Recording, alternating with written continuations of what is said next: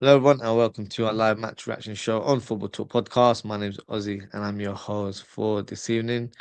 As I mentioned in the match preview a couple of days ago, records are there to be broken, and that's exactly what Liverpool did yesterday as they beat Sunderland 1-0 at the Stadium of Light. So during the show, we will do a match review of the game. Plus, there's a few rumors that have been circulating that I thought might be worth discussing today. So we'll do that later in the show. But first, we'll start with the match action slash match review. Now, in terms of the first half, not an easy start for the Reds as Sunderland certainly applied pressure from the first minute. Roby was close to having an effort towards goal, but Kanate makes a crucial block, who, by the way, was pivotal in our victory yesterday. Verts was a very positive spark for us. Had a couple of shots very early on, but was close to breaking the deadlock, only to be denied by the post. New Sunderland signing Angulo, the Ecuadorian, tried to make his mark with a long shot, but routine save for Allison in that move. Sunderland thought they had a penalty shout as Konate nudged Broby to the ground. For me, there's no way that was going to be given as a penalty. That would have been as soft as they come. Now, in terms of the second half, Hume had the first effort towards goal, but his shot went over the bar. Didn't really challenge Allison in that matter. Mukiele, who was a constant threat on that right hand side, had an effort from the right side as he cut in, hit a left foot shot. Unfortunately, his shot was dragged wide. Salah, who had a quiet game, had a chance as the ball finds itself towards the penalty spot, uh, and his effort ended up getting blocked by the defender for corner. But you know, this is trademark Mohamed Salah, where the Egyptian king doesn't need to be heavily involved in the game. He just needs a moment, and that could be the crucial, um, defining moment of the game. And that's what happened. He provided the assist for the match winner as his well executed corner finds Van Dijk in the 6 yard box and he nods it down to make it 1-0. Although it was a deflection, but the ball was going on target, so it's definitely a Van Dijk finish. Sunderland tried to respond as Mukiele whips in across from the right hand side, but unfortunately, it came out across for us. The ball was blocked, but it also led to Endo getting injured. And to show his resilience, he stayed on the pitch, defended the corner for the Reds, and quite frankly, he showed his warrior spirit, which we all know Endo has, and he's always shown that over the years. Sunderland applied pressure. They tried to get that equalizer, but Liverpool did enough to hold on to the lead and claim all 3 points. So look, well done to the Reds on the victory. That's what you call a proper away win. Hostile environment, wet conditions, fully deserved in terms of obtaining those 3 points. That win helps us with our chase for top four slash top five, as we're still currently in sixth place, but only 3 points away from fourth. So overall, pleased with the win.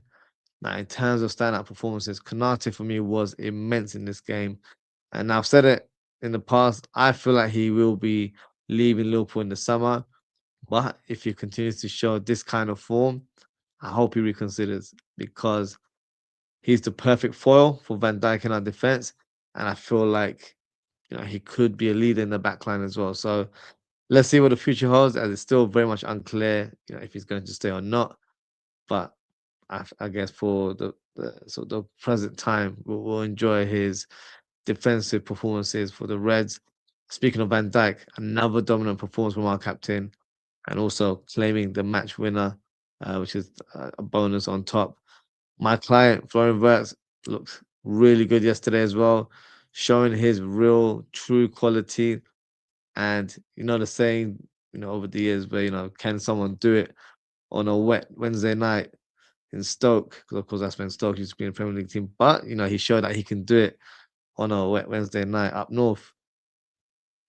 But unfortunately, the downside of that victory was regarding Endo's injury. We haven't got a further update today. I'm sure we will do in the next couple of days. Um, but yeah, I feel for him. He He's come in to play right back for us. Feels like that's our cursed position this season. Whoever plays there ends up getting injured. Unfortunately, the injury that he picked up looked like it could be a long layoff. Initially, I thought it was his knee, but it could be his ankle. So it could be both because he stays on. So he may have aggravated it even further. And unfortunately, it may even be potentially his last appearance for the club, as it looked like he could be destined to move on in the summer. But, let's not think too far ahead. Nonetheless, we wish him a speedy recovery.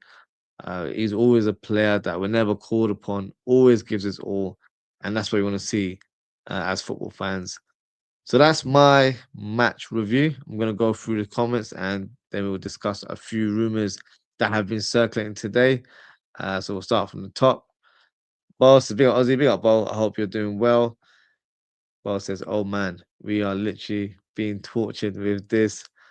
This is just like Ten Hag and Amorim lose games and he gets under pressure, then win those games and on and on." But that is very true. That is very reminiscent, especially I'd say more Ten Hag than Amorim. Amorim did have that sort of element where the pressure was on and then it picks up. I feel like Ten Hag, everyone thought, oh, it's only a matter of time. He's got 2-3 on the bounce. He's going to get sacked, and he pulls out a result out of nowhere. And then he was kept in the job. So yeah, it must be a Dutch thing because Arne Slot is currently doing the same magic trick right now as well. Bo says, "Just me that was not happy with the performance yesterday. We won because of basically an own goal, and Sunderland was really bad."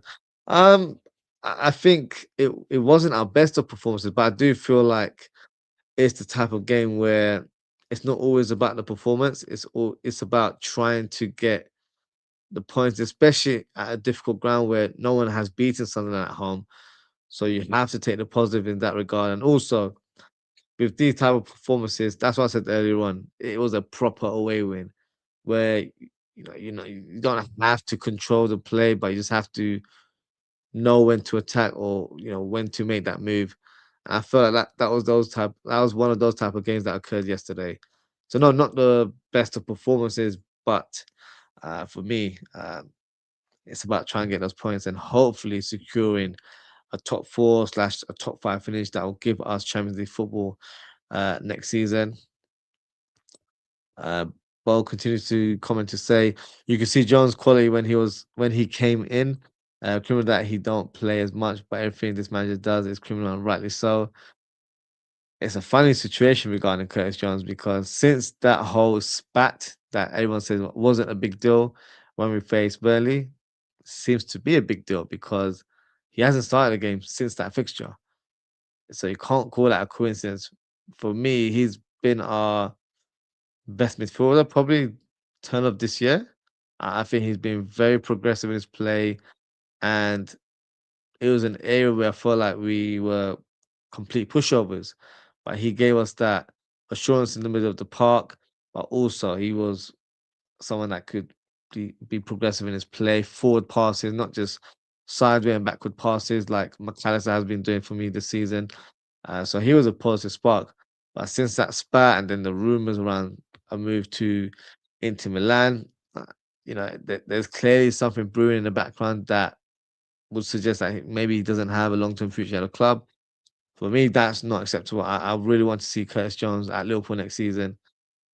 But we'll have to wait and see in terms of the managerial position. Because if he's still here, it looks like Jones could be on his way out. If not, he may be able to be sort of swayed to remain at the club, which I'm sure won't take too much encouragement because he's a boyhood red and he knows what it takes to play for this club. So let's see what happens. But yeah, he's getting mistreated. Unfortunately, he's been given the basement treatment like Chiesa, Rian Gamoa, and Trenioni are currently facing, as well as Calvin Ramsey, who unfortunately, looks like Mamadashvili will play right back ahead of him. Like it's come to a point where he can't do anything to get a start, and yeah, it's a shame because it wasn't that long ago, probably about a few years ago, that we signed him as player that was one for the future, one that could have been an understudy for Trent at the time. He won Young Player of the Year in the Scottish League before we had signed him, so he wasn't just any random youngster. He performed really well for Aberdeen in the Scottish League. So it's a shame. Of course, he's had quite a few injuries since he made that move to Liverpool. but he's fully fit right now. Why not give him the opportunity to stake a claim and, quite frankly, play a right back in a right back position? But this manager is avoiding doing the obvious, and he's just making it harder for ourselves because now we've got Endo who's out for the foreseeable future, and that's another midfielder reduced in terms of our team selection there. So yeah, he's not helping the cause of our upcoming fixtures, and that's disappointing. But I'm not hugely surprised in terms of the way Slot is managing the team, and he seems to like to just manage a small group of players. Elite coaches don't have that mentality. The more options they have, the more they know that they can, you know, rotate the team and they can rely on the squad. He just relies on the 11 plus a few other players. That's not elite management, in my opinion. So let's see what the future holds. But hopefully, Jones can get some starts because I feel like it's fully deserved. But right now, it doesn't look like he has a clear pathway into the starting 11. About comments to say, hopefully, the news of Hughes' society is true. We'll speak about that very shortly. I had to discuss that. Got it all lined up. So, yeah, we'll speak about that very shortly. And Arsenal bottling again. Yep, I saw that they didn't get the win today. So, yeah, it's going to be interesting in terms of their current stance because they play Wolves next week as well. Um, so yeah, it looks like the pressure might be creeping up on them. They're feeling the Man City breathing behind their necks. So yeah, let's see what happens. This is normally the time where they quite frankly bottle it. So let's see what happens. Boss is crazy that the best moment this season will be a charity match in March. Klopp back on the sideline. That will be the moment. Also, the fans of Slot will see what a real coach is. I might look into going to that match actually. Is that in March? So that'll be an international break. Might look into that. Be good to see Jurgen Klopp. So yeah, I guess that would be a treat for the fans. Ozan, big up Ozan as always. Says my guy Ozzy can't wait to see what he says about his manager now. Yeah, you caught me off guard the other day. I meant our manager, not my manager. Unfortunately, he's our manager right now. But no, not by personal choice, by any stretch of the imagination. Boss said Ozzy was quite angry some days ago. Hopefully, there's no way back for Slot, even for Ozzy now. Nah, there's no way back. There's never been a way back. Um, but I'm just hoping we just notch up the wins and climb up the table. That's my main concern for Liverpool because if we don't get Champions League football, honestly, it's going to be a long, long road for us to get back to where we have been over the years. I'm not trying to sound, ultra dramatic here. I do feel like it's going to be a big task because this summer, if we weren't able to get Champions League football, it would be very hard for us to attract top players. Of course, as Liverpool, we will always attract good players, but unfortunately, there'll be certain players that will look at your situation and say, "All right, hang on, you're not even in the top four, you're not even in the Champions League. Why should I sign for you?" And they'll end up signing for someone else, like a Villa, respectively, who qualified for Champions League, and they'll end up going there. So it has a huge deciding factor in terms of how Liverpool will operate in terms of financially, but also more importantly on the pitch. Um, so yeah, it's very, very important that we get Champions League football this season. Um, Olden says, so happy Brentford managed to get a draw today. Yeah, to be fair, Brentford are a very difficult opponent. And I had a feeling they were going to draw today. I didn't see Arsenal winning, especially at Brentford Stadium, GTEC Community Stadium. They're normally very good there. So yeah, and Brentford are managed by a set piece coach. So yeah, they were always going to cancel each other out at some point. So yeah, I'm pleased for the bees that they got a point. I know they're breathing behind our necks right now. They're not far away from us. So nonetheless, good to see Arsenal dropping points. To be honest, they should have won. Yeah, but unfortunately for them, they didn't. Um, Bosses Virgil, Ibu, Robert, Endo, Burks, Jones were really good. The rest was not so good, in my opinion. Yeah, fair shout. A lot of the players were good for me yesterday. I think Virgil was dominant. Ibu was great. Robo, good to see him back into the mix as well. Looked decent. Endo looks really well at right back. Verts for me was very positive, and Jones always impactful off the bench. So yeah, no huge surprise in the terms of players that you've listed there. But also, this game shows that bench players deserve much more game time. Endo, Robbo, Gomez, Jones. We have had good players on the bench all the time. Unfortunately for Slot, he just doesn't trust his players at all, and it's a very bizarre thing because every manager normally has 20 odd, members of their squad. You can't just trust 15. You've got to trust every single individual. Yes, every player will not be at the same level as your world class players, but you've got to give them that boost of confidence to make them feel like they can play at a different level. That's what Jurgen Klopp used to do. He'd definitely give everyone a boost and they would play at a far higher level than they probably do after leaving Liverpool. It's always been the case. So um, it's just poor management. Like he doesn't instill that belief, that confidence in the squad, and that's a big concern for an elite team like Liverpool, in my opinion. Bo says, I don't buy into this that we don't have enough good enough bench at all. I think there's been times where we've had a few youth players and people just assume we don't have the talent. The thing is, when we've had fully fit squad, our benches always look solid, in my opinion. So I don't know where that narrative has come from. Of course, it's probably looked a bit weakened now because we've got quite a few injuries. Kieran Monson, of course, was on the bench yesterday. Didn't get any game time, but he was as part of the squad. So it was good to see. Um, but yeah, it's just one of those things where it's not as bad as what people say, but maybe from Slot's point of view, he feels like he doesn't have an ultimate squad, which not every team will have, to be honest with you. So much quality all around, but the manager hates his bench. He just hates the squad, to be fair. First 15, and that's all he cares about, to be honest. The slot inners are having a field day. FFS is a 1-0 win off an own goal. The glazing is crazy. I haven't been online that much today or last night, to be fair. But if they're glazing, let it be. As long as Liverpool are winning and climbing the table, that's my concern right now, to be fair. Slot wants an 11-man squad, yeah, he does. It comes across like that. He just doesn't trust the bench, does he? Not sure why, but that's how he moves, I guess. And as he forced on Gakpo getting 75 minutes again. I don't know how he does it.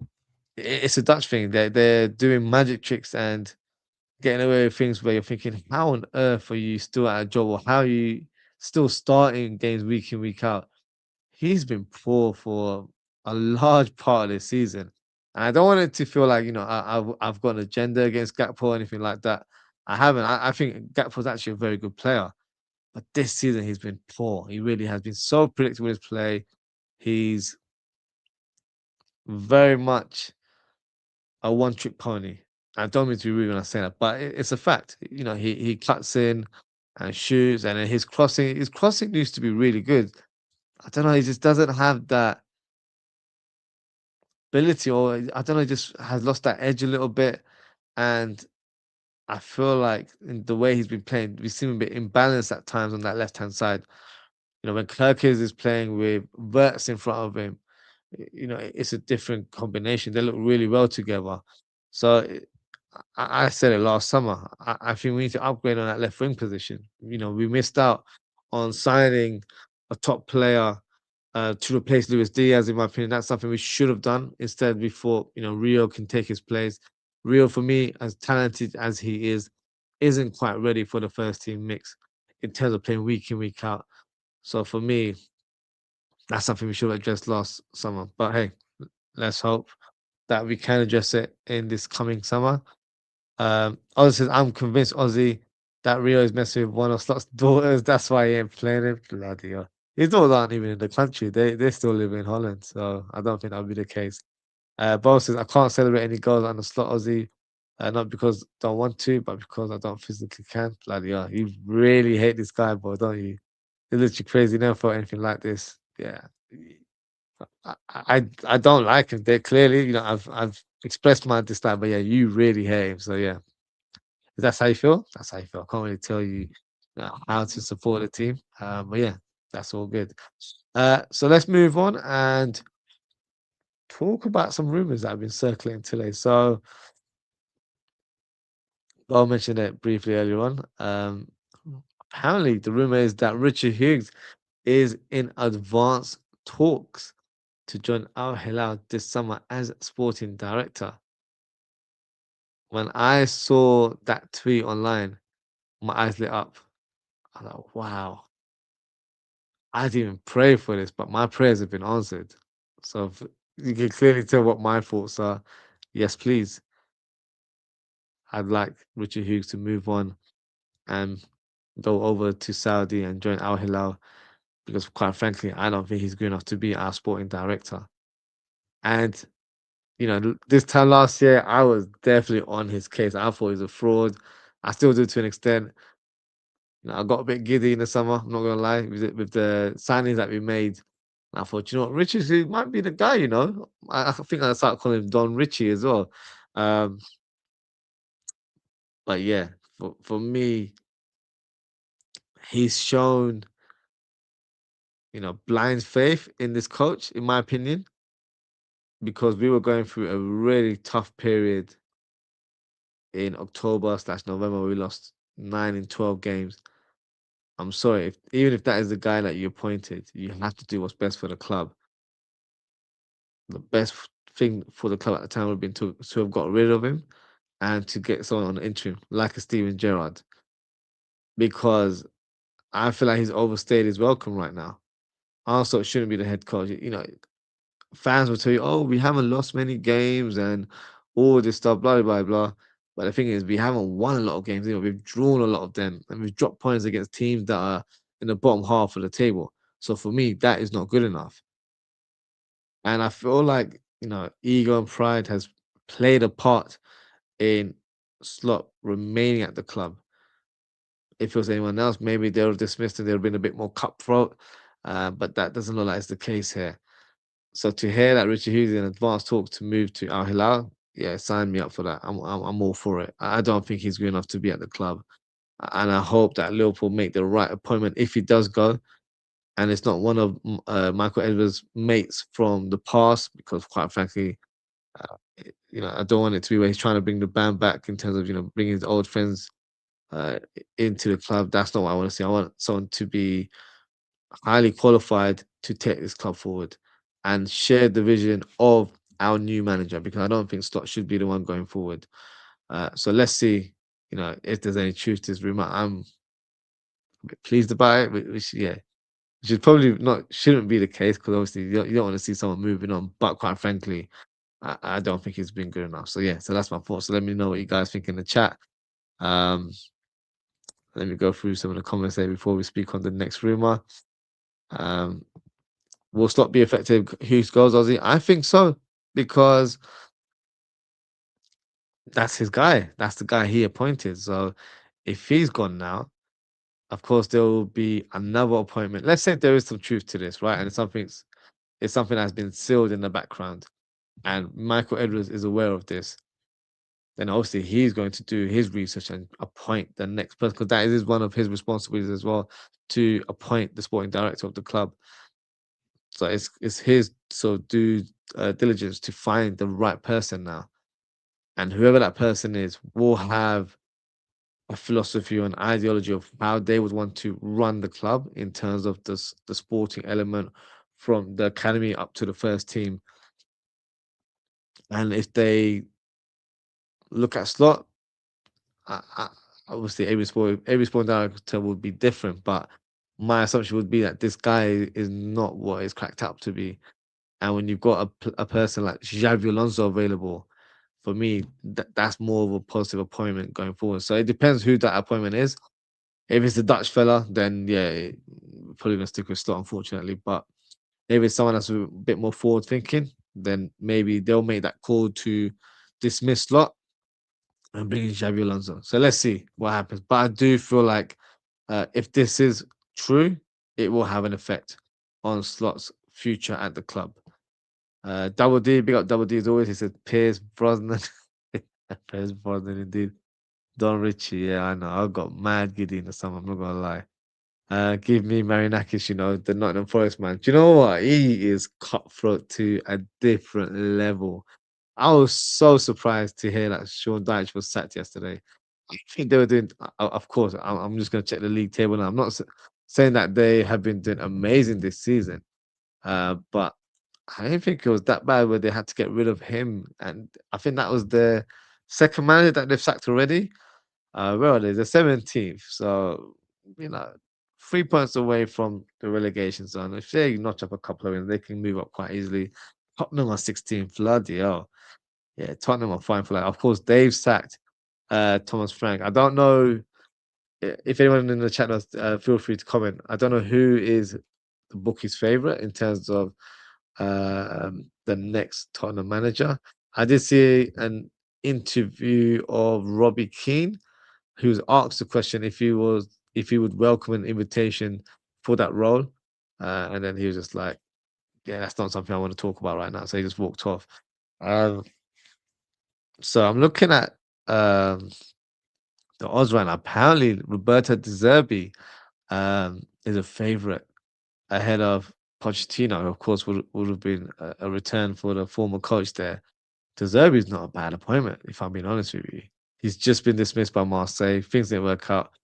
Of course, he's a bit of a live wire in terms of character, so remains to be seen.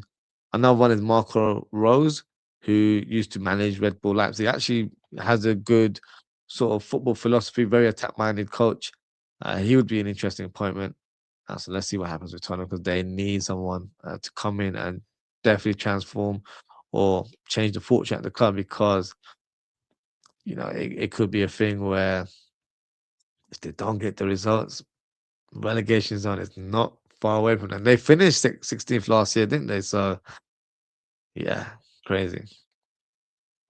Honestly, man is the opposite of 007. Yeah, he is. Yeah, he is. He's a triple O, isn't he? Complete triple O.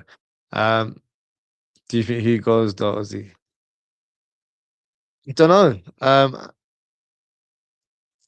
I don't think he would have been dismissed personally, so it wouldn't be like he would have been sacked. But if he's, been approached for this opportunity where, let's be honest, he's going to be offered a bag to move over there. So if he's willing to take that, then I'm all for it. I really am. But um, no, he wouldn't have gone by being dismissed or anything like that. Because I feel like he would have been regarded Edwards' long term appointment for the sporting director role. But if he's willing to move on and venture into another role at another club, then yeah, looks like he could be on his way. Hopefully, there is some truth to the rumor. Both to sack Edwards and Hughes, give me Klopp back. The feel good factor comes back in a second. Honestly, in terms of Hughes, yeah, I'm all for it. Edwards, I don't think FSG will sack him right now because his main role is to find another football club for FSG in terms of their portfolio. So he hasn't delivered that, unfortunately. So until that's not delivered, he won't get dismissed. And of course, he'll hold a huge responsibility in finding the next sporting director if Richard Hughes was to depart. In terms of Klopp's not coming back. We have to kind of forget about that now. We've got to stop thinking about the past and we've got to think about the future. He's not a manager anymore. He doesn't want to be a manager anymore. He's enjoying the life of being semi-retired right now. But I know he's got a role at Red Bull Leipzig, but it's more of a advisor slash consultancy type of role. So he's not really heavily involved in day-to-day operations. And I think that suits him in terms of the way he wants to live his life. So yeah, he deserves to take some time off and enjoy family life and all that sort of stuff. So I don't blame him. He managed for about 30 years and that's a lot. That's a long, long time, isn't it? So yeah, unfortunately, I don't think Klopp will come back in managerial positions anyway. Personally, I think that's him done. So let the man retire, let the man enjoy himself. I would say. Ozzy, do you want Ange? No, I don't want Ange. If we were to get rid of Slot now, for me, it has to be Steven John, just so we get that good film factor back at the club. No, Ange is not an option. He doesn't know what the word defense means. So yeah, not the way to go. It will just give me Brendan Rodgers vibes, and I really don't want that at the club. Um, Other said he was a Liverpool fan growing up. Yeah, he was. He's mentioned it in press conferences. Whenever we've gone head to head, he's always spoken about Liverpool in terms of him being a boyhood red. Doing his sort of research in terms of our history. Speaks very highly of Bill Shankly, and uh, you know big figures like that. So he has made comments about it, so it is public knowledge. Um, but no, not for me. Will Slot got sacked if we had Marinakis Aussie? Yeah, he would have got sacked. He would have got sacked a long, long time ago. Forget November, probably been sacked in October. So yeah, he's cutthroat, but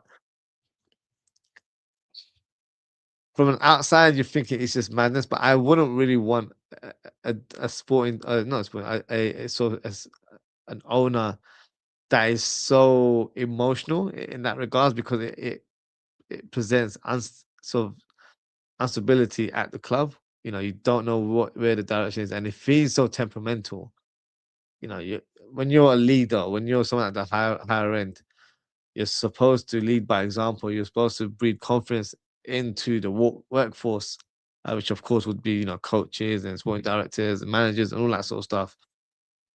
But if you're sacking your managers left, right, and center, that's not a good place to be at. So, um, we're looking at thinking, oh, if we had it, he'd get rid of Slot. I get it, but I wouldn't really want an owner like that. I think that's a bit too chaotic, if you ask me. Slot smells like a forest manager. You feel me, Ozzy? I don't think he'd go there. I think he still has nightmares about them, quite frankly. So I don't think that would be the place he'd want to ever go, to be honest. But I think he could do better. I know we don't rate him, but I think I can see him being like a Tottenham manager, to be fair, because they were very close to appointing him. I think a season before we appointed him. So that kind of caliber of a club where they have aspirations to be a top side, not quite there yet. So like a mid-team club is, I think, is what probably suits Slot more than anything else. Ozzy, did you know that in Montevideo, Uruguay, there's another Liverpool FC? Yes, I do know that. They're called Liverpool Uruguay 915. Named the club. Yes, I I think it's Uruguay. Yes, it is Uruguay, isn't it? Yes, I have heard of Liverpool. I feel like I've seen them come up. When they played. I think in the continental competition. So yeah, I have heard of them. To be fair. Boss Edwards had one job in like 2 years and still can't find the effing club. That man is clear that there's clubs everywhere. Um, no, but he's got a club. It's just that someone's shown interest in appointing him. So it's not like I think with Edwards, I don't think he. I think he only came back because in his head, the role that he's got is a promotion, if that makes sense.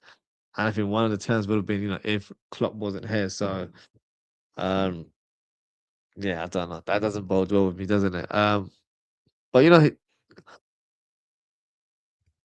there were a lot of clubs that were interested in Edwards. I remember United being very close to appointing him.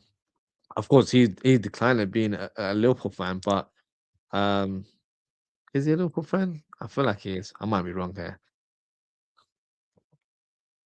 But there were a lot of clubs that were trying to secure a signature. He's just that he didn't want to be a sporting director anymore. I think he wanted to be someone like that managed the football operations, and that's why he's got this role at FSG right now. New manager bounce against Forest then? Yeah. When are we playing Forest? Let me have a look. When are we playing Forest? I don't think that. Yeah, it's on the 22nd. So yeah, so we've got FA Cup this week.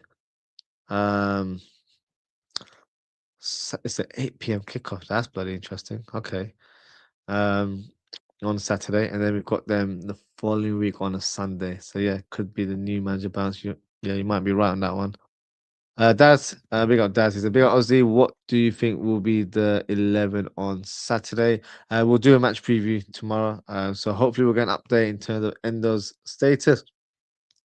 Maybe an update on Frimpong as well, who I believe was close to training with the squad. Gomez is back because he came on the pitch yesterday, so that's another option for us. So let's see, who's available, and then I'll present my lineup for the fixture.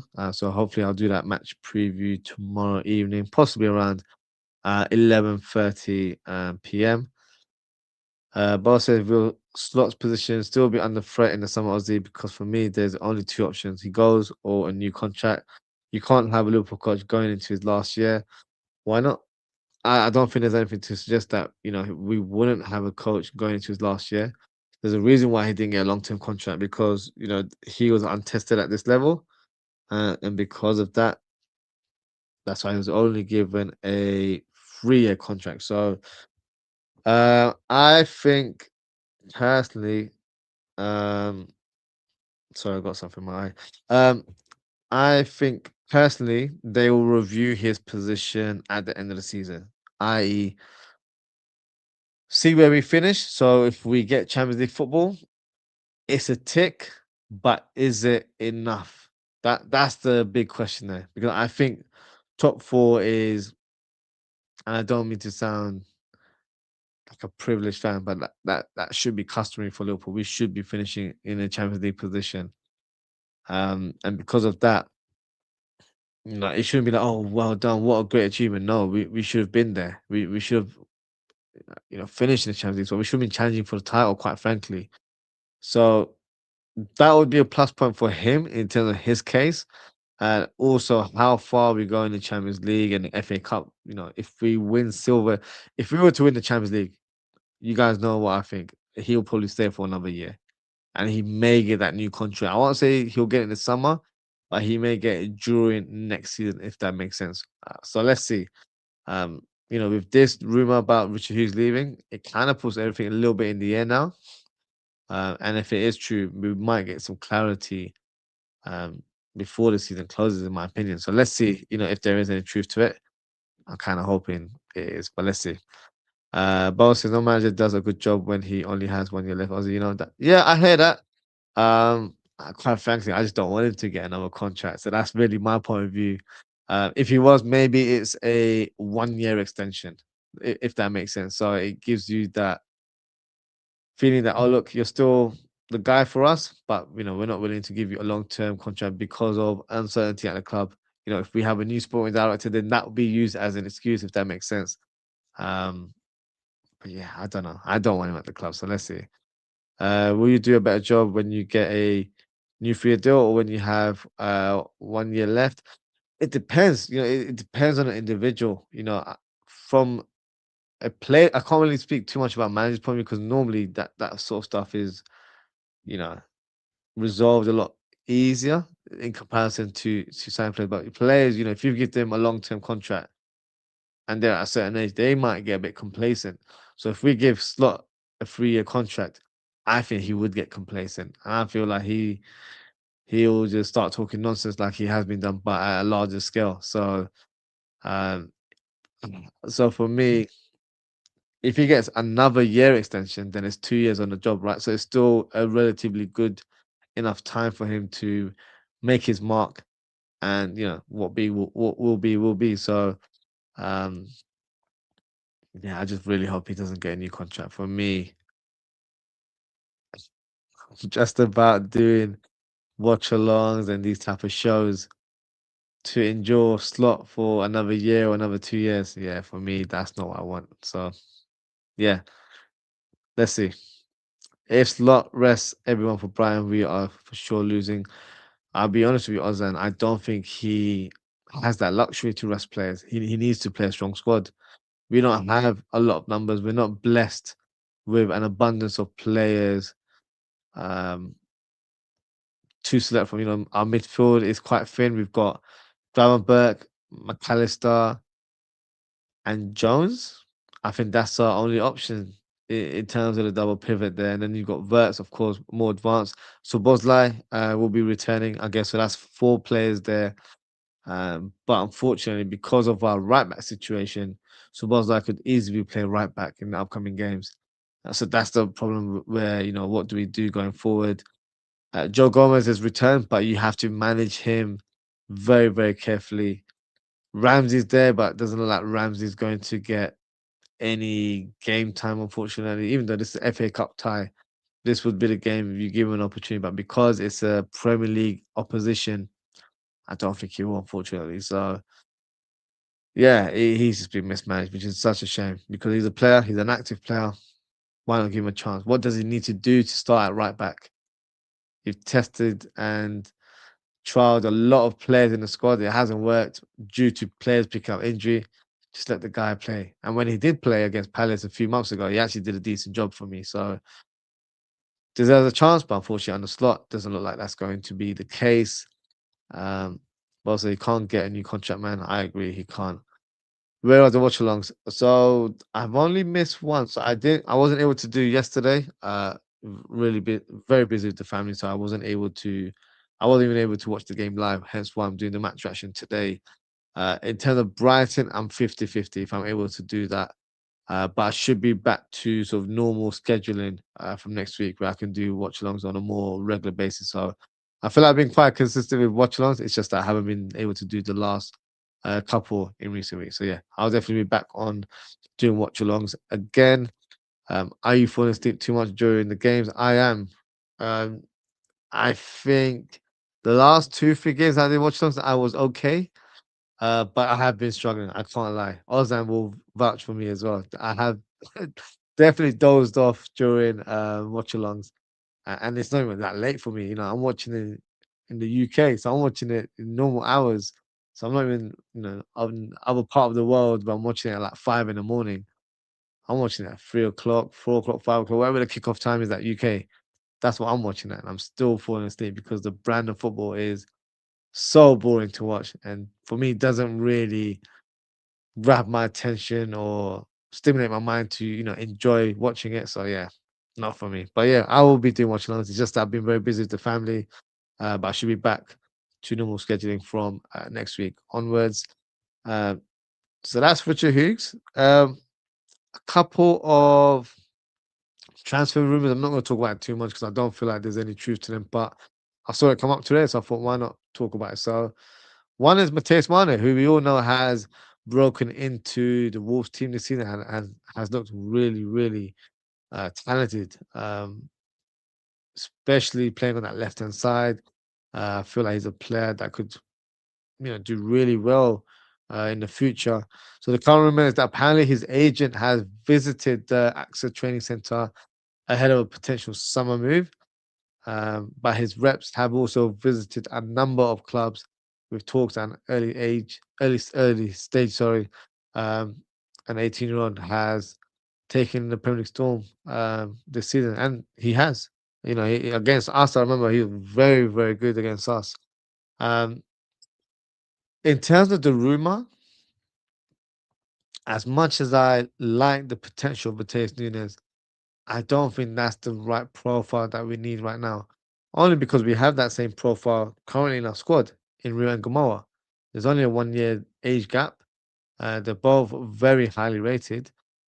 So wouldn't want to have sort of two teenagers as my two left wingers or two plus Gakpo on that left hand side. I'm trying to forget Gakpo there for a second. So good player. I like the profile, but not for me. I'd want us to get someone that's a bit more accomplished at this stage of their careers.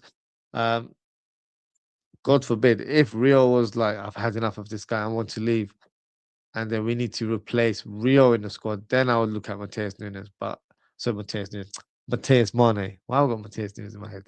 Um, that would be the only scenario that makes sense to me.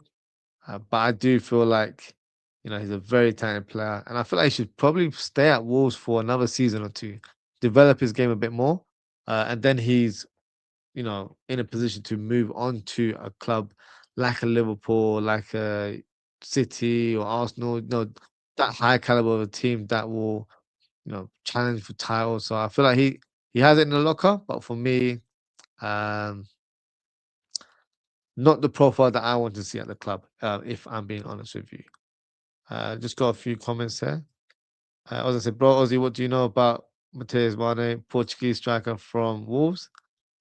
Damn, you read most. Yes. Uh, Is he Portuguese? I didn't realize it's Portuguese. Mateus Mane. I did not realize it's Portuguese. Does he play for? I knew he was from Portugal, but who does he represent international? But he plays for England. He plays for England under 18. So born in Portugal though.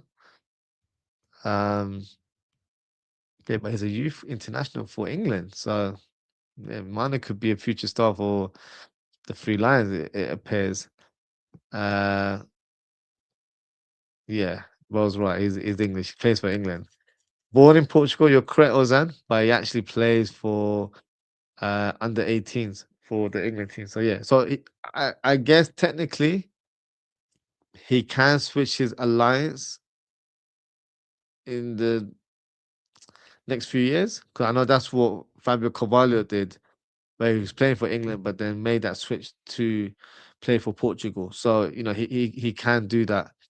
But at this stage, currently, he plays for England under 18s. So that's the team that he plays for right now. In terms of his stats, he's actually played 7 games. Hasn't scored, but he's played 7 games for them in the past year or so. So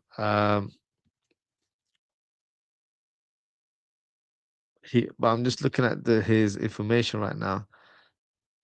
He was actually called up to play for the under 18s for Portugal, but he actually opted to play for England, which yeah is interesting to say the least.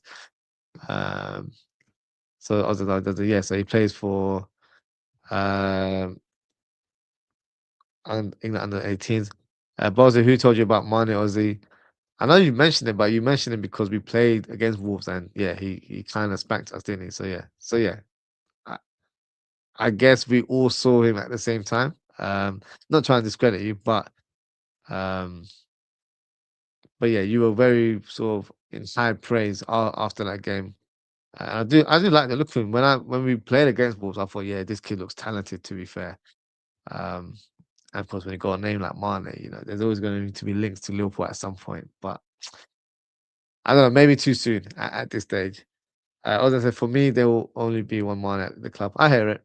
I hear it. It's true, but there's another player that Ozan, you've mentioned that could fit that Mane profile, and that's Diomande from Red Bull Leipzig. I feel like he's a little bit different of profile, but he's a player that can play on the left and the right. So that's someone that I really like the look of. Um, so yeah, maybe one to look out for in terms of our summer signings potentially.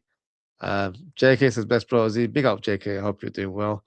Um, Final rumor, and I'm not going to speak about it too much because I feel like it's a complete load of nonsense, and that is regarding Christian Pulisic. So the rumor is that apparently Liverpool are monitoring the situation of the AC Milan and American winger. He's currently contracted at the San Siro until 2027 with an option to extend. Apparently, he's happy at the club, but nothing has been materialized in terms of his new contract.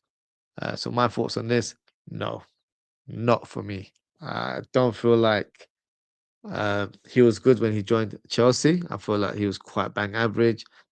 He's one of those players I feel like because he peaked quite early, where he was playing for Dortmund, 16, 17 years of age. People thought he was going to be the next big thing. No, it wasn't the case. And he's very talented, but I think injuries have definitely hampered his level of development. Like, he's still a good player, but I feel like the expectation or the trajectory was that he's going to be one of the best, which I don't think was going to be the case. But everyone has their opinion. So no, for me, I wouldn't really consider this as a good signing. 27 years of age, yeah, that ship has sailed for me. And if we're going to sign someone, it has to be an upgrade on Gakpo, and I don't think he's an upgrade on Gakpo personally. So no, for me, it's a complete dismissal, not an option for me to sign Christian Pulisic at all. Honestly, hell no. Yeah, that's probably the right reaction there. 10 years ago, maybe. Exactly. 10 years ago when he was a 17-year-old, that's when, he was regarded as the next big thing.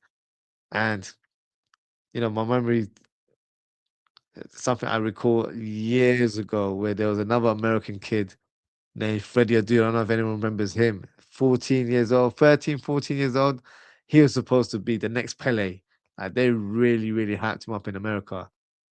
And yeah, unfortunately, that kid did not did not get to that level at all. So yeah, you got to be careful in terms of how you hype these young players, especially coming from America. It doesn't always work out like that.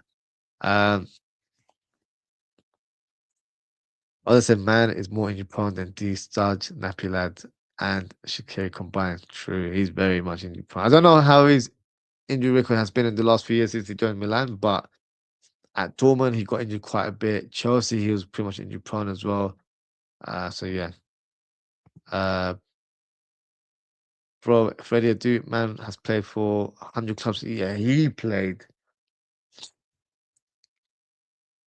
and I think a lot of those clubs were in Europe as well. He played for like random teams in like Lithuania, Malta, like those like really really random teams. And fortunately, yeah, his career just never lived up to the bill. Uh, Jacob says true. He's a good player and has done well for Milan, but I'm not sure he's one for us. I agree. You know, players can be doing well at different clubs, but for me at this stage, he's not the right profile for us at all. So no, not for me. Jacob says Liao is the one, needs a change of club. Do you know what? I'll take Liao all day long. And I think for that left wing position, he will be lethal for us. I was vouching for him last summer, especially when we faced AC Milan in our pre-season fixture, and he tore us apart in that game. So yeah, for me, I would definitely look at Liao as a potential signing for this summer. Ozan said Federico is 36. Is he really? Bloody hell. Yeah, you're right, 36. Wow, time has flown. He was supposed to be the next wonder kid at like age 13, 14. So yeah, time has gone. Time flies, yeah, it really has. Um, so yeah, that's a bit of a blast of the past there. But that is it for today, guys. Thank you so much for tuning in. Shout out to both your comments. Appreciate engagement as always. Shout out to Ozan as well. Shout out to Double D. And shout out to Daz and shout out to JK as well. Appreciate your engagement as always, guys. If you haven't already, please don't forget to like, comment, share, and subscribe to the channel. In terms of upcoming shows, I will be doing a match preview of our game against Brighton this Saturday. So the match preview will be taking place tomorrow evening at 11:30 p.m. UK time. So make sure to tune in and watch along. I'm not going to promise, but 50-50 on that. But we'll definitely do the match reaction show potentially on Sunday. So I'll keep you guys posted. But that is it for today, guys. Thank you so much for tuning in. Take care, stay safe, and I hope to speak with you all very, very soon. Goodbye.